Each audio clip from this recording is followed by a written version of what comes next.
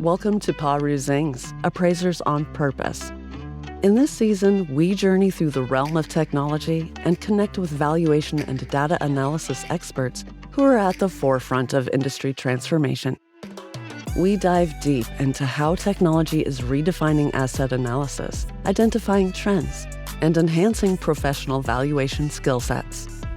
Join us as we meet with leading minds to discuss the revolutionary intersection of technology and traditional processes with our host, real estate investor, entrepreneur, and chief appraiser, Michael Hobbs. Well, welcome back, and holy cow, 2024 is moving. Speaking of moving, we have a phenomenal peer joining us today who just has a lot of experience with all kinds of movement in and through and for the industry, which is just going to be a fantastic learning. And you will definitely not want to miss this, and you will definitely want to be sharing this out. So go ahead and be thinking about already who is one person that comes to mind that you want to share this podcast with. Make sure to hit that like button, and most importantly, also add a comment. Love to hear what a response, reaction, or inspiration you get out of our guest today, Scot Rose. Scott, thanks for joining us. Glad to be here, Michael. Thanks for having me. Hey, welcome, man. Happy to have you here on Perusing's podcast, The Power of Values. You know, everybody wants to know, Scott, were you born this way, or how did your life bring you to the valuation and appraisal profession? Unlike many, I was not born this way. No appraisers in my family. Yeah.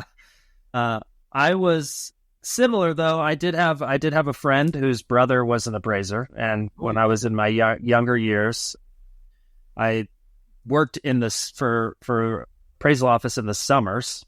That was where my friend's brother worked and was kind of the grunt of the office. I went back and forth to 1 hour photoshops, scratched subject and comp arrows onto paper maps, printed out 3 copies of the appraisals, delivered them to our customers. And that's really how my first introduction came in. And I was chasing at the time. I was skiing and going after my passions to be a competitive skier.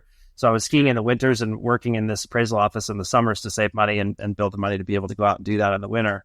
And as I, realized that I was not going to become a professional skier, and it was not my...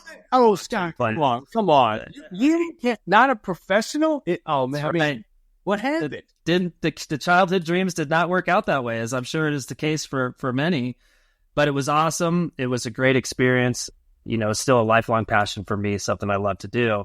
But I decided, I wanted to go back to school and get an education. So I moved back down to Boulder, Colorado.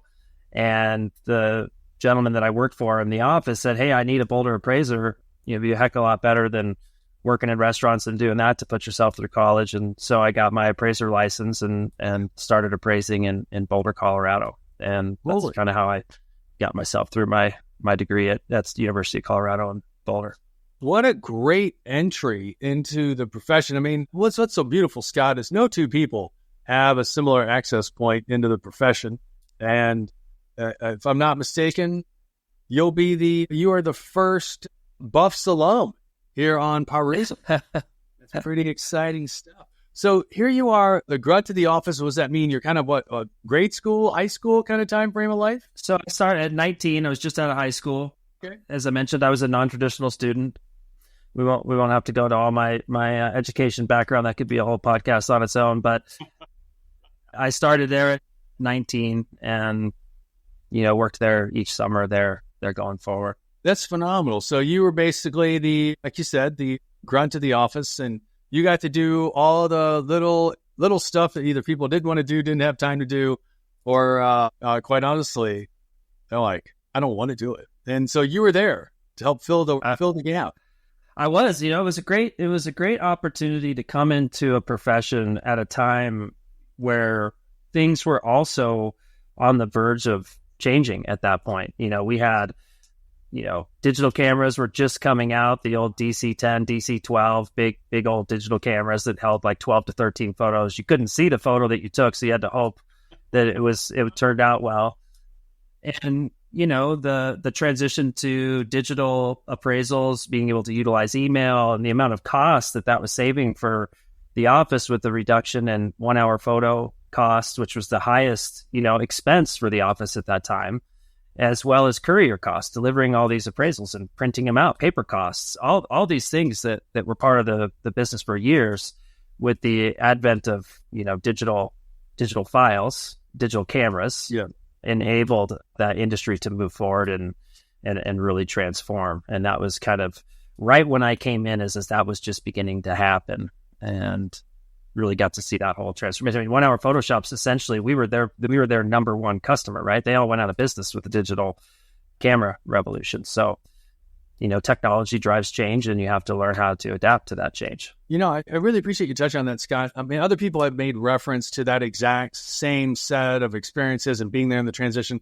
But you really touched on something here, Scott, that many people have not previously keyed in on, which was there were significant savings in time and in cost migrating through the challenges of adopting new technology, such as, getting familiar with email and actually being able to deliver files electronically as opposed to having a courier on call.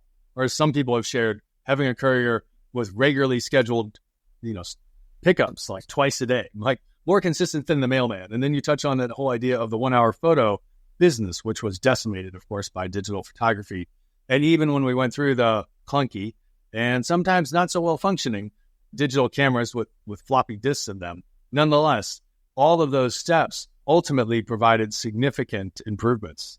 And that continues to this day. But that's such a great anchor for how things have evolved and so much of what you've been involved in. Yeah. And I mean, I think back to that time, and I think it was your podcast with Sean Telford, where he touched on the Washington Mutual experience, where it wasn't until they actually forced and required, and they gave appraisers 6 months to be able to deliver a digital appraisal, or they wouldn't be able to do work with Washington Mutual anymore. And that's when people finally started adopting the technology. And I go back to my time then, and the gentleman that I worked for, he was forward thinking. And what he did before all this, he started buying colored printers and installing them in his customers' offices so they could print the appraisal report themselves.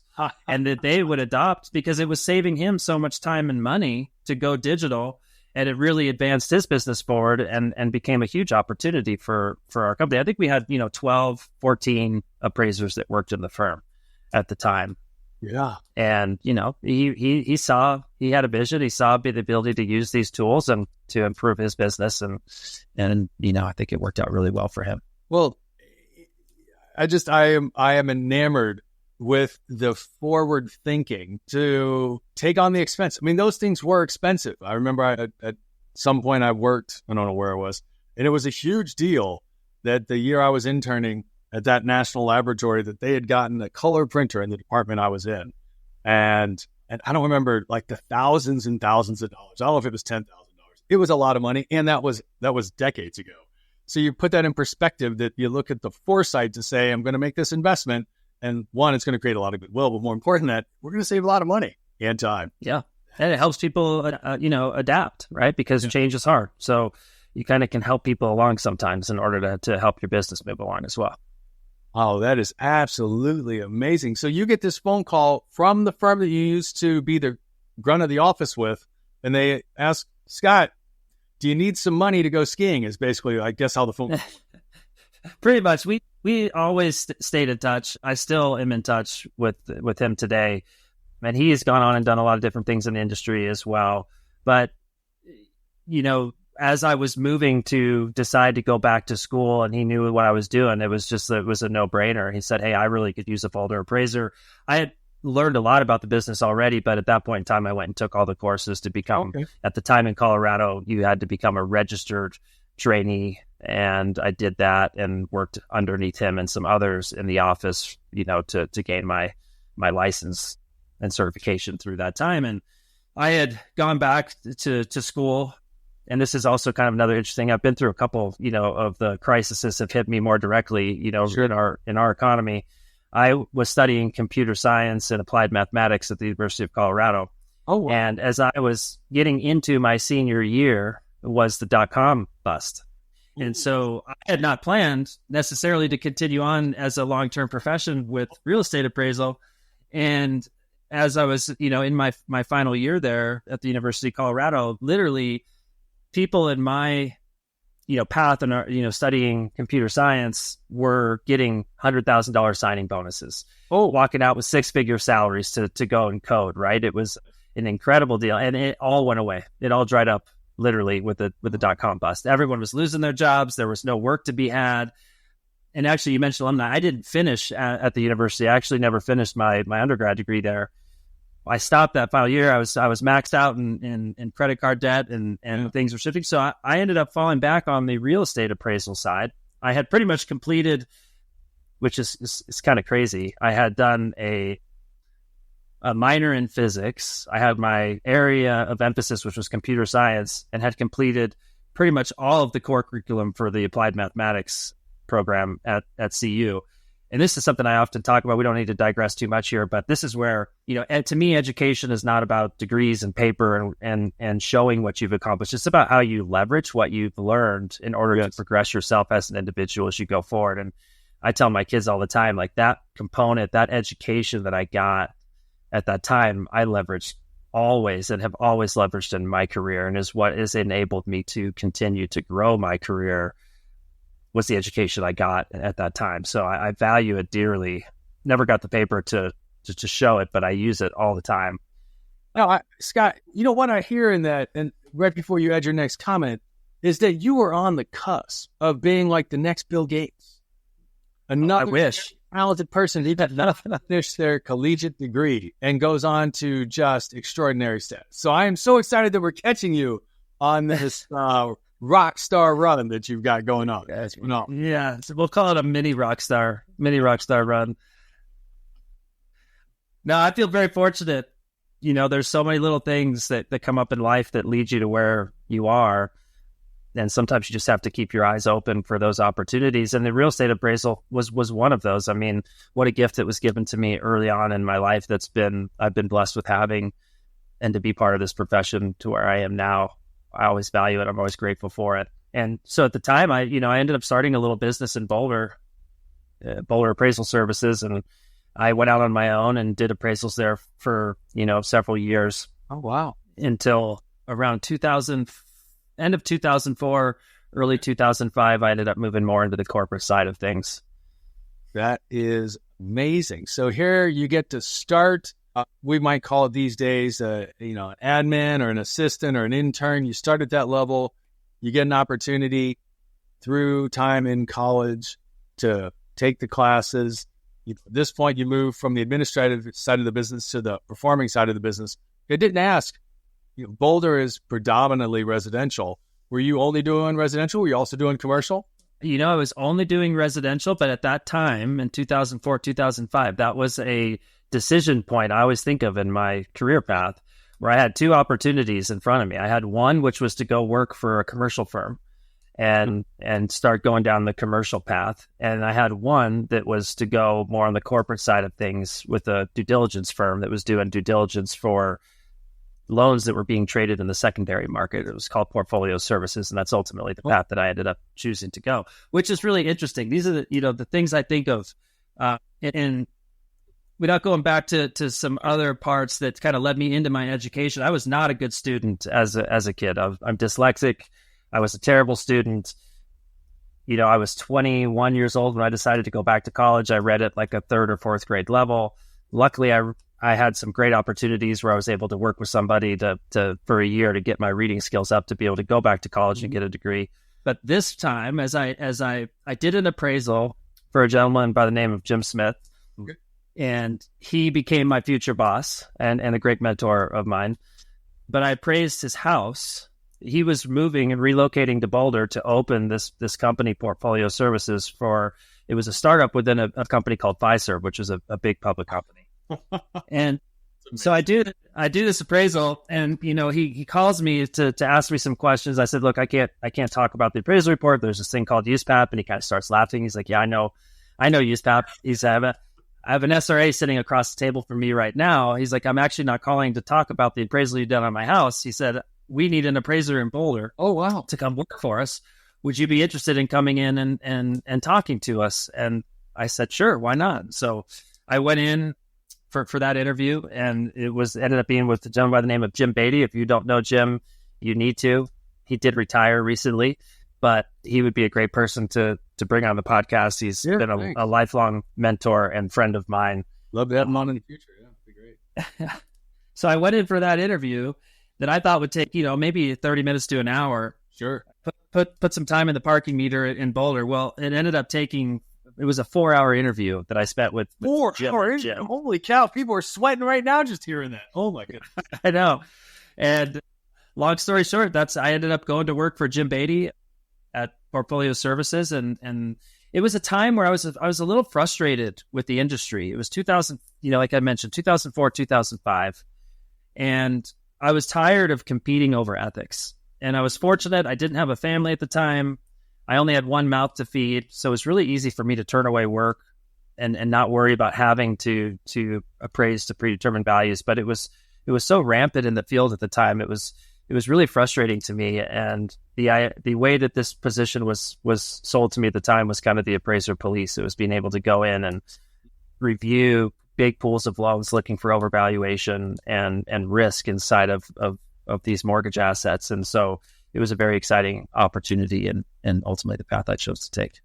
That's phenomenal. I mean, and it's wonderful that you had that exposure as well as that experience to be in a position to make really, I mean, of course, hindsight's 2020, but what a prudent choice to get involved in the portfolio side of the business, one that most people hardly know exists, much less ever get exposed to. What did you learn when you got into this new role? Oh, man, learned a ton. I mean, I didn't really understand how the secondary markets functioned as a field appraiser. You kind of knew the process up to the point of submitting it for origination, the underwriting process that it went through to get a loan closed. But after that loan had closed, I really wasn't aware of all this activity that went on in the secondary markets, both directly after closing as well as potentially, months and years afterwards of how these assets are traded in the secondary markets. And so I learned a lot around that. Our biggest customers were Goldman Sachs, HSBC, Merrill Lynch. Also ended up happening to, happen to have a front row seat to the housing crisis as all of that started to develop, which was, really interesting for the early part of your career to be able to sit there and so close to that and watch that transpire.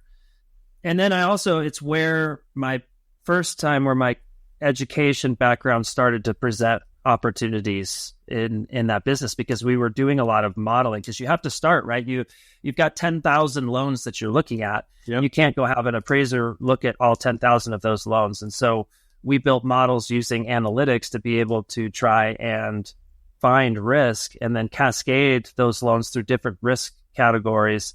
Ultimately, as we identified further and further risk, the certain population of those loans would go in front of an appraiser to do a review and determine if there were issues within those files. So it started with ABMs and went to BPOs and then to appraisals, to appraisal reviews, to ultimately understand where that risk was identified. But those models were built in Excel and other tools, and I was able to really get in there and use my computer science skills and applied mathematics to get more into the modeling side of that business and participate in building and growing those models. Yeah, I actually love that you touch on that, Scott. And for some people, they heard exactly what you said. They heard the words. They know what the words mean. And they have this gap between their own experience and the result of what you did. When you reflect on specifically your education, what was it? What were the things that you learned?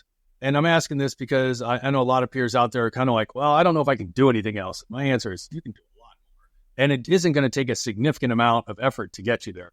But could you share some of the important things that you learned through your educational courses that positioned you to do that type of work, which is only going to continue to grow in importance going forward? From an education perspective, I think the most important things, the basic aspects, are learning to read and write. I mean, it might sound crazy, but at a college level, if you can't, when you learn to write well, that is something you will carry on through your profession for years going forward. And that is something that you do learn. It takes you to another level, the collegiate level. I remember we had to take this UW, for division writing course. It was UWRP, I think was the acronym for the course. Yep. 30-30. It was a junior, senior level writing course that you had to take to get your degree.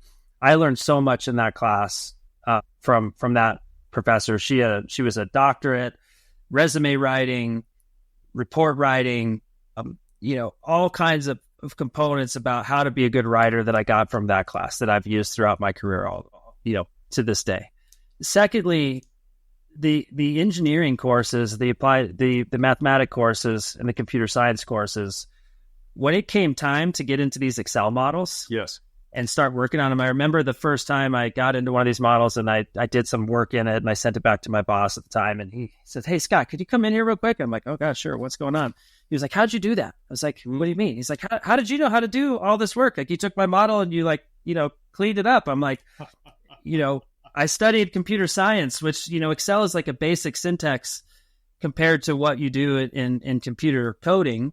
Yes. And the mathematics that, were pretty basic in relative to what you had done, obviously, in an applied mathematics degree. Yes. And so it just allowed you to have skills that you could apply in different ways, to where all of a sudden I became very, very valuable to him.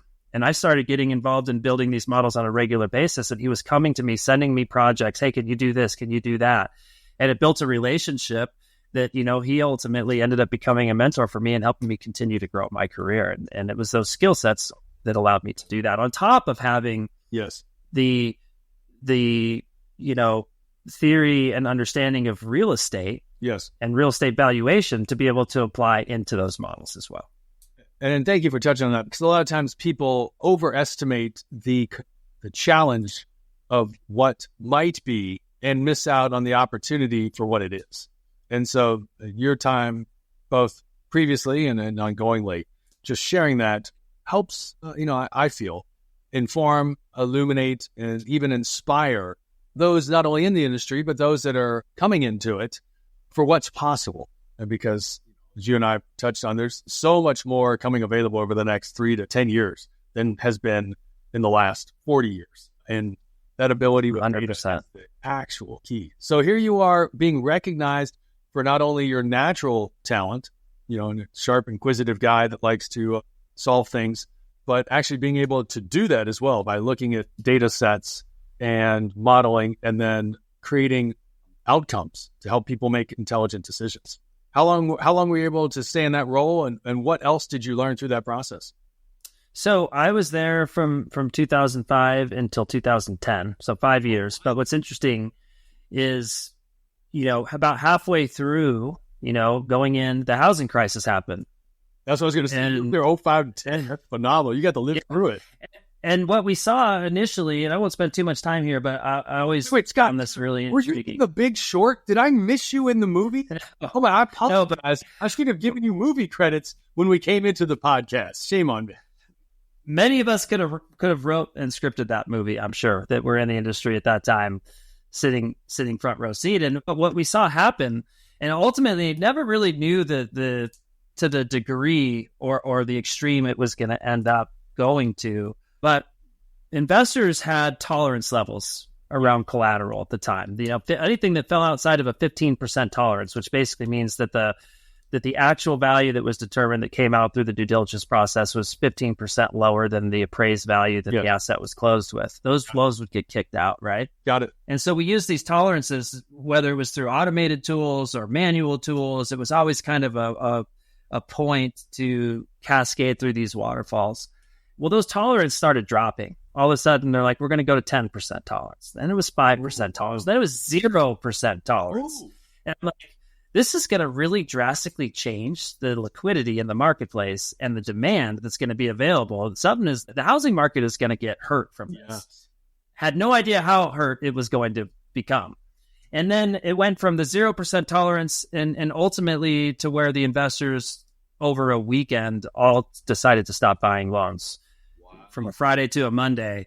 And I don't know, some of you may remember after that, there was even a website called the Implodometer about all the mortgage businesses that were going out of business after they stopped buying loans to the secondary market. And you can imagine, right? You had this huge open market and places to sell all these assets that closed over a weekend, and everything dried up and stopped. And that was essentially the beginning of the housing crisis and the end of our business of portfolio services from a due diligence perspective. And, everyone was sitting around wondering what the heck we were going to do. I remember my wife was pregnant with our first child, And, it was a scary time.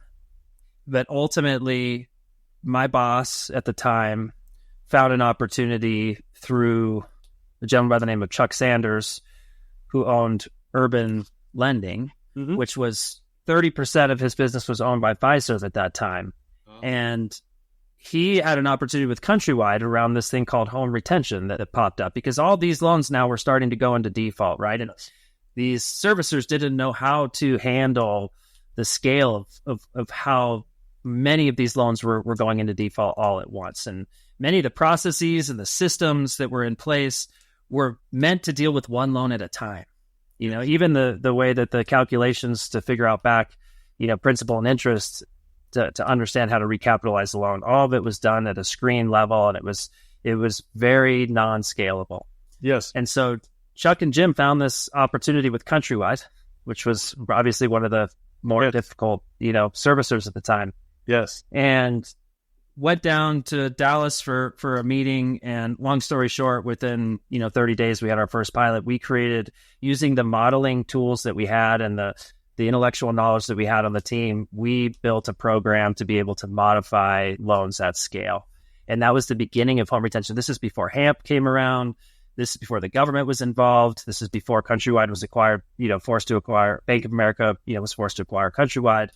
This is all happening during that time. And we pivoted all the tools we had to be able to lean into that environment. And it was a very successful venture. We ended up staying there through the Bank of America acquisition. And then in late 2008, I believe it was, Jim left and went to work for Chuck. Chuck bought his 30% back from Fiserv. Oh, wow. And those guys went and created another business and kind of started doing it on their own. I stayed at Fiserv at the time. Got it. And ended up leading that home retention division.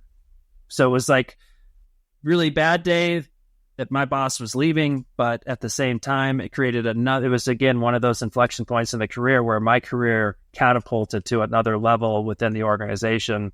And I led that division until 2010, which then ultimately ended up going to work for Chuck as well. Open up an appraisal management company. And that's kind of when I moved back into the valuation. My calling has always been in valuation.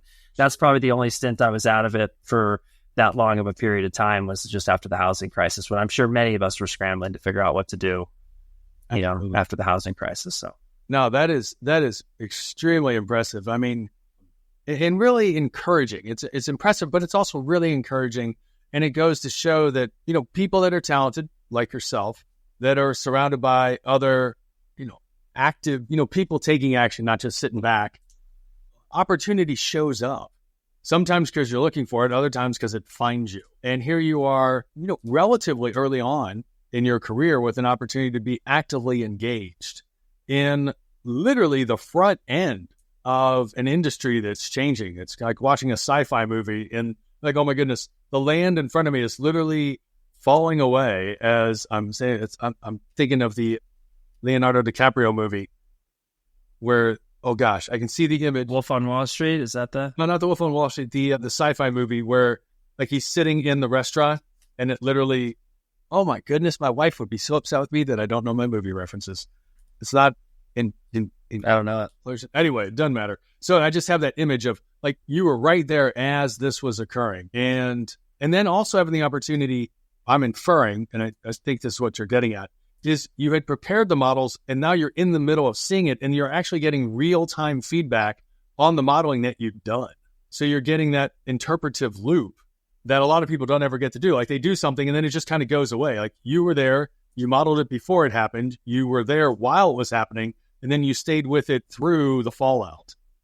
That is correct. Yeah. And it was and I also tell people sometimes, this well, as you age and you have more and more experiences, oftentimes turmoil in the moment, right? You don't realize what opportunity is coming through that challenge. And when the housing market fell apart, that was really difficult on a lot of people at that time, including myself. It was a scary, scary period, but it ended up leading to something even bigger and better than what we were doing previously. And I have to say, candidly, that was one of the most exciting times in my career. When I look back, I really had fun being part of being part of the group of people solving a problem that was so catastrophic, and being able to have an effect on that and helping people stay in their homes and reducing the amount of foreclosure activity that was taking place. And it was a very exciting and fulfilling time for me in my career. All I can say is, one, thanks for the work you did. And two, I happened to be with a whole group of real estate professionals last night, sitting across from someone who is a foreclosure attorney. And we were discussing this, and, to have a hand in helping reduce the magnitude of the foreclosure wave. I mean, it was still dramatic and traumatic and devastating for so many, but it could have been so much worse. Absolutely. I mean, there were times where it was almost, frustrating, because I think the one thing that was always a challenge is you saw that, some of the bad actors were getting helped with the good actors, but there was really no way around it, right? It was so catastrophic that you had to have a broad brush approach to try to solve these problems, because you couldn't always look at every single loan individually and the situation at that level. It was just too big. It was too overwhelming. There was too much going on. And so, outside of that, it was a, great place to be. And ultimately it has changed the way that, default and loss mitigation has operated going forward. Almost always, I think they start with, how do I keep someone in their home versus, immediately going into foreclosure. Are you running a real estate firm? Are you looking to grow your firm, streamline your operations, or prepare for an exit? Don't miss this opportunity to work with Michael to figure out your business pathway to massive success. With a growth system for business that leverages opportunities and removes obstacles that Michael has successfully taught to thousands of entrepreneurs globally. Michael's guidance will help turn aspirations into reality. Michael is a renowned figure in the real estate and business coaching worlds. As one of only 5 individuals worldwide for Entrepreneurs Organization, Michael serves a dual role, training business owner participants in the EO Accelerator program, while also upskilling EO members' impact and capacity to lead multi-million-dollar businesses. Get more out of your business. In working with Michael, you can achieve the growth, profitability, and life balance you desire. With Michael, it's not just about business growth. It's about redefining your purpose for business and for your life. If you are interested in working with Michael, contact him via his LinkedIn profile or email him at michaelh@paru.com. And now back to part 2 of the episode, where we explore new technology trends that will shape the world of real estate appraisal for years to come. And, that'd be helpful. A lot of people, again, don't know much about the default servicing space, loss mitigation, what have you. What changes have you seen or are you aware of because of some of the activity you were involved in back then?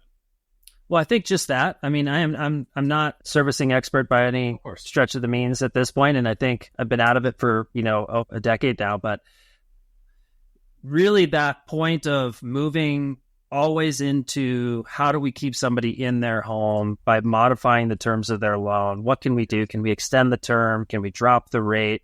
How do we get that affordability there for them to be able to continue making payments? And if there was something catastrophic that happened, can we give them a 6-month forbearance? I mean, during COVID, that's exactly what they did. They went immediately to a forbearance program to allow people time to take a break from paying their mortgage, right? Yes. Because otherwise we would have had, with all those job losses, we would have had another potential mass foreclosure crisis. And immediately people go into action to say, okay, there's this thing happening that could be really catastrophic. What kind of solutions can we put in place to solve from that? And we learned a lot during that time. That was a period that gave us a lot of tools and skills to be able to navigate as they come up again. And COVID, I think, is a perfect example. I think they were able to move much quicker to solve those problems in COVID crisis. So would it be a bit bold to say that we should have a national holiday called the Scot Rose Day for the positive impact you've had on the U.S. housing market? Absolutely not. I was just along for the ride. Yeah, I was just along for the ride. Oh my goodness. I love, and thank you for commenting on that. You had this amazing portfolio experience and you got this opportunity to reconnect back with some of the guys, and you end up at Urban, and you actually end up, I think you said, building out an AMC, if I heard you correctly. We did. Yeah. We started pretty much from scratch when I got there. And I joined in 2010. So this is all right around Dodd-Frank. It was pre-Dodd-Frank, but just barely heading into the interim final rule and all of that was going on. That was all results of the housing crisis, right? And that changed. And, Urban at the time, I think we had one customer. We were doing 2 to 3 appraisals a day in one state for them. Yes. And that was in 2010. We ended up ultimately growing that to a national appraisal management company with many different customers. Yeah. And it was a great run with great people. And ultimately where it was when I first really got involved with the network of professionals within the appraisal industry. Really? That's when I joined the CRN. Yep. I was introduced to some pretty key people. Alan Hummel, I know you've talked to him. He was one of the first people in the industry, so accommodating, so welcoming. Here I am, this young, ignorant kid coming in with a pretty big role and, trying to find my way. And, people like Alan and Tim Forsyth and Ernie Durbin and others, Mark Chapin, who you had on. Yes. These were veterans in the industry at the time. And I'll never forget how welcoming they were to me and willing to talk to this green kid and, help me, grow my profession. And even though some of them were even at competing businesses, they were just so accommodating and welcoming. And Alan, I remember the first CRN meeting I went to, it was, we were talking about the interim final rule for Dodd-Frank, and I had read the whole document on, prior to showing up in DC for this meeting. And I was sitting at a table across from Alan Hummel, and I saw Alan over there, and he won't mind that I say this, he's nerded out. He's got all this colored tabs and notes and everything's printed out in his book, and he knew it better than anybody what was going on. He's such a brilliant mind. And I just immediately gravitated towards him, and I went up after the meeting and, said, man, I'm just so impressed with how much you know, and I'd love to talk to you. And literally, people like him and Tim Forsyth just introducing me to others in the industry. And now I look back and I think, geez, my closest friends, that I have, many of them came from this business. And I'm just so grateful for the friendships I've built through working in this profession at this point. And I really think that was the beginning. Joan Trice had put that group together, and, guys like George Opelka and just so many people to mention that are now close friends. And I'm just grateful to been able to work with them for all these years. Yep. I agree. I think the work that Joan spearheaded with CRN and the coordination of talented and passionate people has definitely allowed individuals like yourself and others to really connect at a depth that did not previously exist and would not have otherwise existed at that time. It filled a void and allowed a lot of people to really come together and move in a direction ultimately to keep the profession not only alive but to expand in its importance. I'm glad to hear that. Thank you for sharing it. Yeah. I think it goes to show the importance of participating in things like that in your profession, right? I mean, that was another major inflection point for me in my career. Had I not been part of that group, I don't think I could have been as successful at what I was doing at Urban and growing that business over that 7-year period without having been part of that network. I definitely appreciate that power of peers. What, in addition to you being exposed to that and connecting with podcast guest number 1, Alan Hummel, what did you learn in the role leading the company for the years that you were there? Oh, geez, we could have a whole podcast on that. I mean, I ended up the president of Urban Lending Solutions Appraisals at the time. I was, I think, 30 years old. I can remember walking. Thank you. Yeah, I can. Now I'm the old guy in the room, which is, I don't know when that happened, but. And some of my close friends are all retiring, like Alan and Jim Beatty. But I want to always give him a hard older time than for this guy, just a little bit. I'm not thinking He is much. He doesn't. He doesn't look it though, does he? You would never. You would never know. Enthusiasm. You'd actually think he's younger than you too. Yeah, exactly. You. Exactly. So I mean, I can remember one board meeting I went into, sitting across from the CEO of a major banking institution, and she literally, looked at me and she said, "How old are you?" And I look a little young for my age. Typically, always have, and she's like, "You look like you barely are old enough to have a driver's license." Oh no! And she didn't pull that card. She did. Gosh. It's total intimidation moment. The good thing I was wearing a suit coat because I'm sure I was sweating through my shirt beneath it. Tell me. But no, I learned a lot of lessons, and I was around a lot of great people, and I had a lot of people around me that believed in me and helped me learn the things I needed to learn. It was an excellent experience. I grew a ton during that time, learning to be a leader, learning how to deal with people, learning to be able to step away and not be a micromanager, learning a lot of those the hard way, by the way, not the easy way. And it was a great experience. And we started that business around, doing what was right for the appraiser. We always said it was built by appraisers for appraisers. And it was during a tumultuous time where there was a lot of conflict between appraisal management companies and the appraisal profession. And so we really tried to create an appraisal management company that was built towards the appraiser, and really tried to build a panel of the best appraisers and give them company to work with that they valued. And that was a differentiating factor for us, and it really helped us in how we grew the business at that time. That's phenomenal. I mean, given such an amazing run, getting to start at such a young age, and that was another reason. I mean, we were looking forward to having you on the podcast anyway, but it also sheds a light. A lot of times people can have known and unknown, you use the word bias, not that I love to bring that word up, but we have our own negative self-talk, and one of which, well, maybe, like you said, too young, or I don't know anybody. And yet, through your efforts, your hard work, obviously your passionate pursuit, here you, through relationships, secure an opportunity at 30, and for approximately a decade, you get to lead this business. I mean, it's just so, I find that inspiring, and I hope a whole new crop of people on hearing this podcast, take that on for themselves as well. Why did you leave? I mean, I do know that you're no longer there, but I mean, this seems like a golden opportunity, and maybe you could have retired at the end of that run.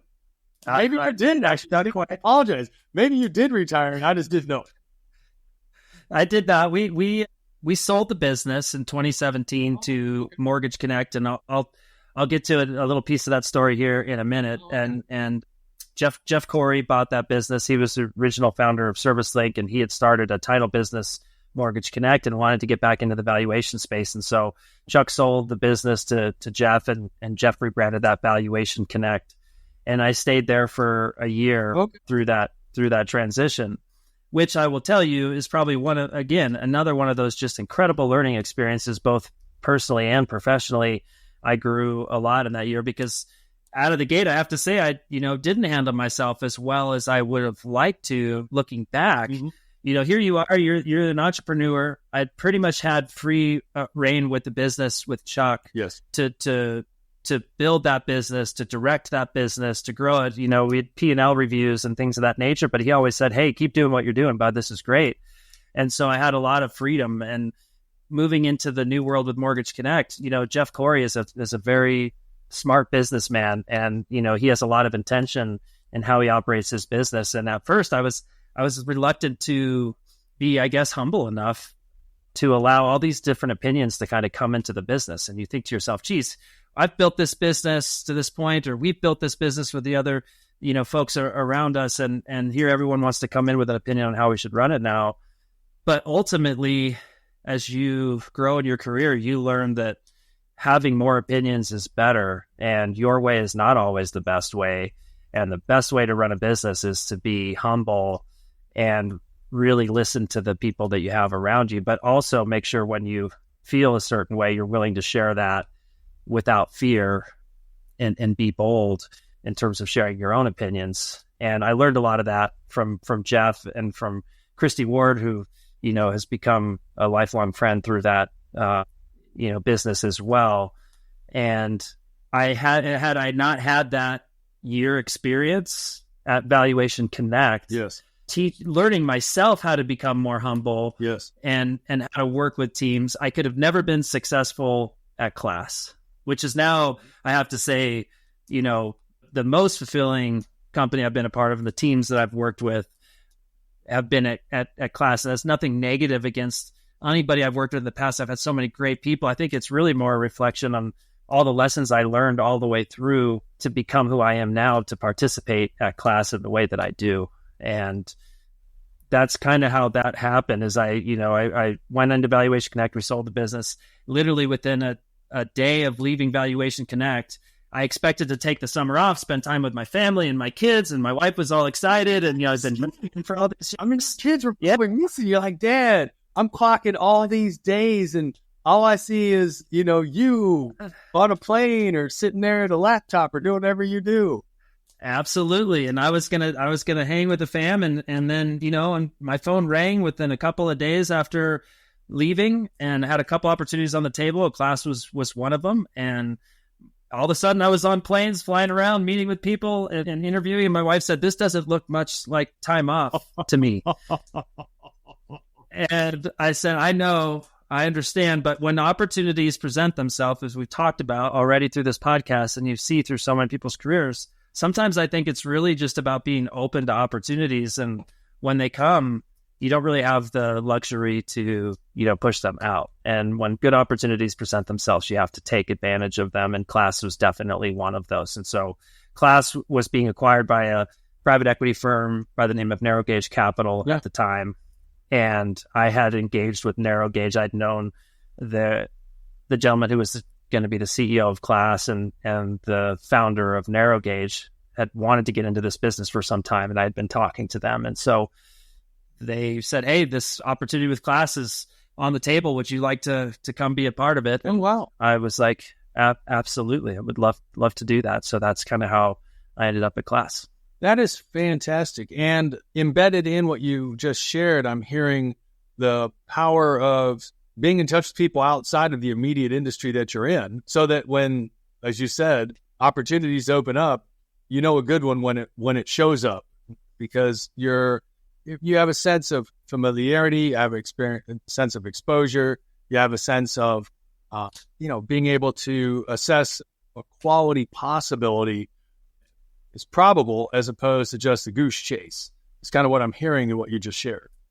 Yeah, I look back through my career and my life, and I think oftentimes success, whether it's personal success or professional success, is a combination of being prepared for opportunities, and they present themselves, and sometimes it's just pure luck, right? I mean, things change. You're there at that time, and you have positioned yourself to be there to take advantage of those opportunities. You can't always just go chase down an opportunity, like fight to go get it, because sometimes the universe has to open up those opportunities for you, and you just kind of have to be there and able to be in position to take them. You never know. And I'll finish the comment I was going to make about Valuation Connect a moment ago, because life comes full circle. This is another lessons that are really worth learning. We just recently acquired Valuation Connect. Actually, you did, actually. back from Mortgage Connect at Class. And Jeff Corey is now an advisor on our board. And so it's a good thing that I had good relationships there and maintain those relationships in terms of how you also leave an opportunity, so that when those things come full circle, you still have good working relationships with the people that you've worked with in the past, because here we are working together again. And, people like Christy Ward, it's a blessing that I get the chance to work with her again as well. And an exciting opportunity for all of us. So life can come full circle. That is a wonderful reminder. And I do sincerely hope that there are more role models, not only like you, but influencing younger generations of professionals in terms of the importance of it does matter how you start, but it matters even more how you finish, because that's the one you just don't know how small the world is until you live a few more days. And then like you said, who would have ever guessed that the company that you'd had an opportunity to be a part of that ultimately got sold to would ultimately be one that you joined another firm and ultimately acquired? I mean, that sense of moving, even, I think back to your friend's brother being an appraiser, working at the firm, staying in touch, and then getting the call to like, hey, can you be an appraiser for us up in Boulder? Like that sense of connectivity and how things, although they seem to have gone away for a while, may show back up.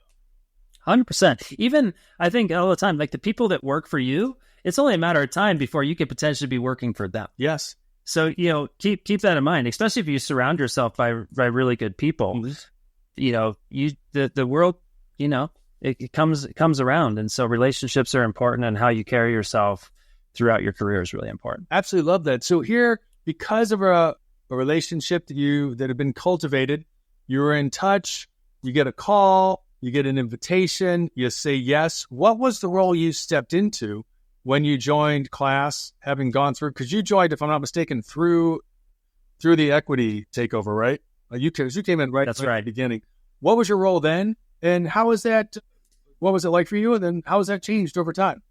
Yeah. So my role the whole time has been Chief Innovation Officer at class, which at first I was really uncomfortable with that title. I have grown to actually love it now. Got it.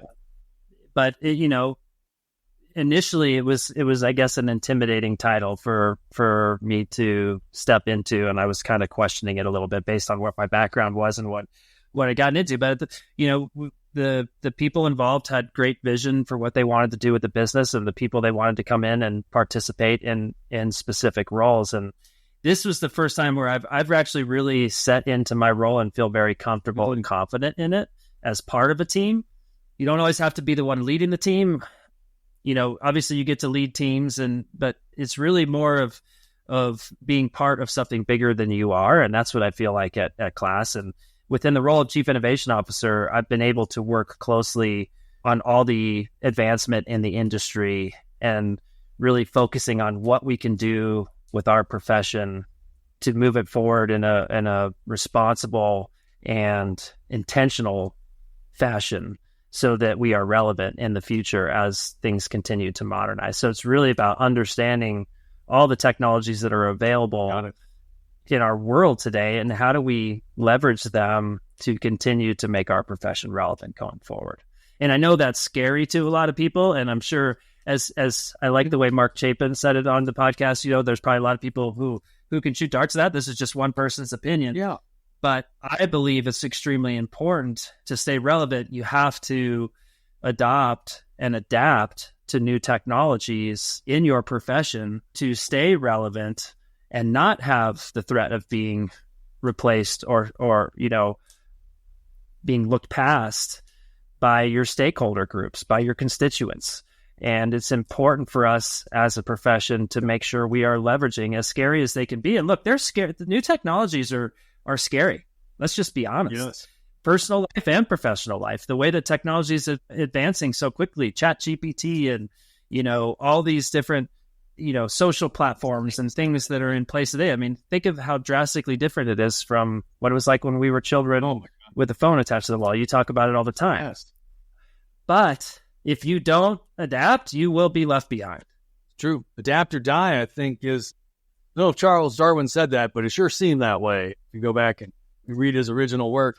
And I appreciate the homage there to Mark, phenomenal guest as well, with the adopt or adapt approach. And we've heard it in different versions in each of our seasons, which simply says, if you don't like change, you're going to like irrelevance even less, which is essentially what you're talking about, Scott, because technology doesn't stop. It doesn't matter what we think or feel. That as they say, wheel is in motion, and it's just a matter of learning. Will you interact with it? How will you interact with it? Will you go with it? Will you go against it? It's in motion. And so in your role, how has being a Chief Innovation Officer role, how has that evolved over the last almost half decade now? I mean, time's moving fast for you. Yeah, I mean, I think mostly initially it started out being a little bit more part of like the core appraisal management business and how we look at that business holistically. And still to this day, I get to participate in that And we think about that on a regular basis. But we've really moved more into appraisal development, how appraisals are being developed, the idea of collateral risk and what does that look like. And now really thinking mostly about all constituents, right? How are we going to create a solution that affects all parties in a positive way? Yes. Appraisers, real estate agents, consumers, investors, lenders. Can we please make this a more pleasant process for everybody involved? Yeah. Because it's not been so pleasant up to this point. There's been a lot of criticism of our profession, and we should all be uncomfortable with that. And we should be thinking about how we can make our profession more valuable to all the people that we touch. And that's kind of how we operate today. And it includes the appraiser 100%. And I believe that, this is where the exciting aspects of technology come into play. I think there's a lot of things that we are doing as an industry.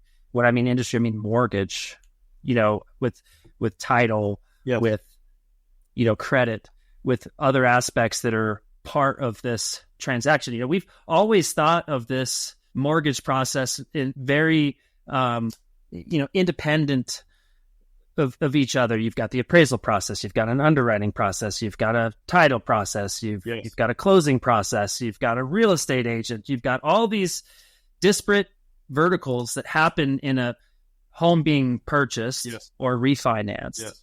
And we are moving into a world where I believe those are all becoming more integrated, and we are going to create an experience and the potential for consumers to be on a more even playing ground with all parties involved in the potential acquisition of an asset. And that's what gets me excited is, we should be thinking of how we can, make it equitable across all parties. That's a great perspective that harkens back to what you touched on when you first went into your role doing portfolio analysis is, wow, there's so much more than just being there, meeting property contact, walking a property, gathering the data, and then one opinion of value is created. There's so many more pieces that go along with that single transaction. That's right. And if you think about even data collection, right? This is obviously a hot topic and a lot of debate around it, whether, how property data is collected, should it be the appraiser on site, et cetera. But just for a moment, leveraging the technologies that exist today to do property data collection brings consistency and standardization. Yes. So that it can all be collected in the same fashion every single time. No matter who you send out to the property, you get the same 5 results. Yes.